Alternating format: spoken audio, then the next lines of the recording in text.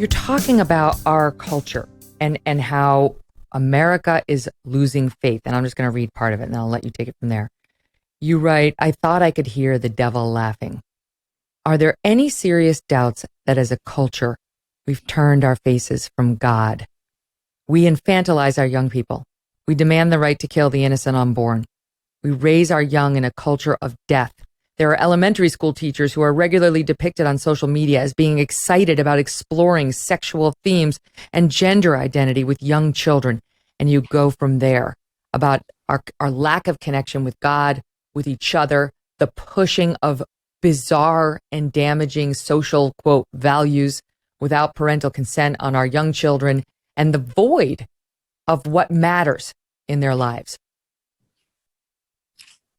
And we tell these young men every day at school, on the media, through popular culture, we tell them every day that they are toxically masculine. The sins of the world are on their shoulders. And when that translates into personal interaction between teachers, classmates, so forth, what do you think we're creating? We're surprised that we've created monsters. This whole thing is it's just damning and sad. Mm-hmm. I wondered about that. You know, I went to church on Sunday, so it's July 3rd, and I was delighted to see it was jam-packed. I was delighted.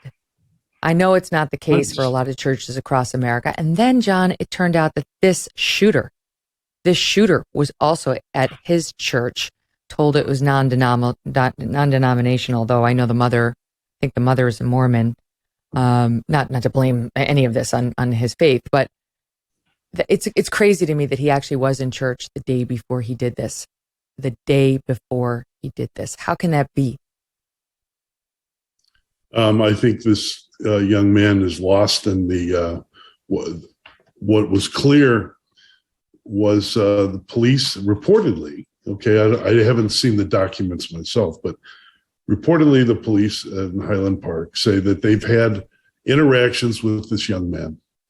No, they've known him, and that apparently, reportedly, he threatened to kill all the members of his family with knives.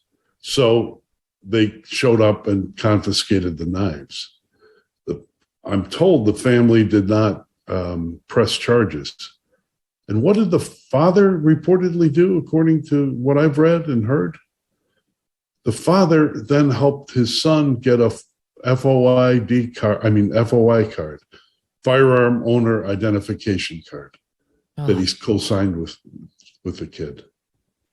If that's true, well, I contrast it with what happened in Washington a few years ago. There was a young man adopted by his grandmother. He was in difficult circumstances, and his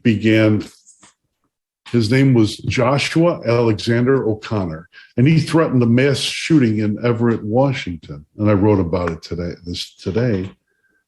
His grandmother read his journal. She realized he was a danger. She took responsibility. She didn't pretend, I don't know. She actually called the police, got this done, and this kid was charged. And that's what should have happened. I don't want thought crimes charged, but my God, to give this kid a firearm owner identification card, if that's true, that's well, it got me thinking, maybe we're too reluctant to take a hard look at the families who produce these mass shooters. You know, if your son is a sociopath, that's one thing. You can't therapize him out of it.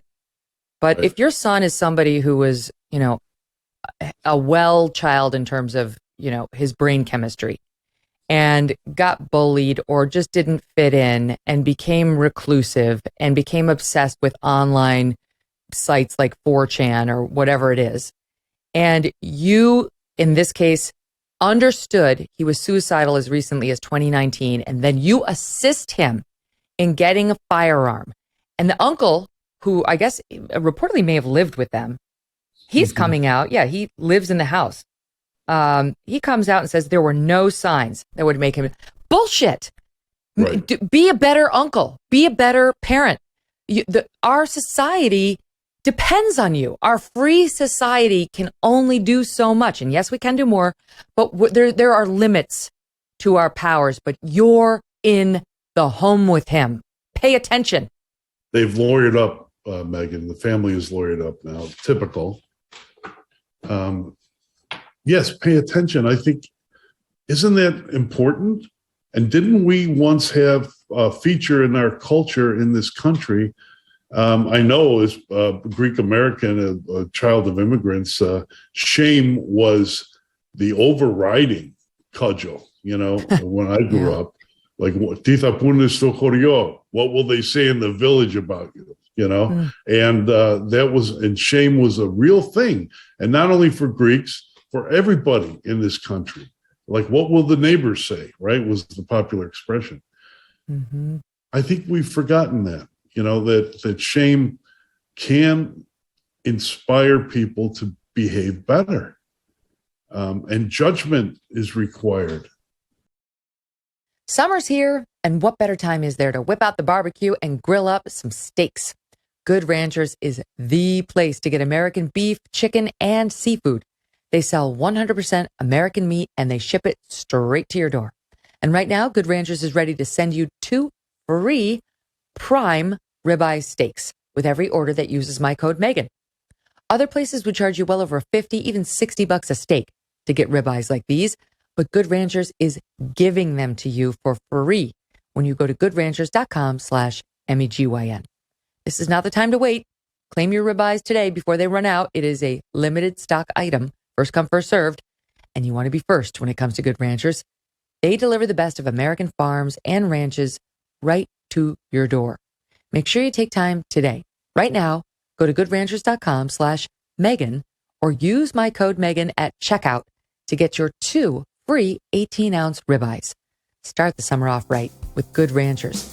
American meat delivered. Hey, thanks so much for watching. If you like what you just saw, hit the subscribe button for more clips and full episodes.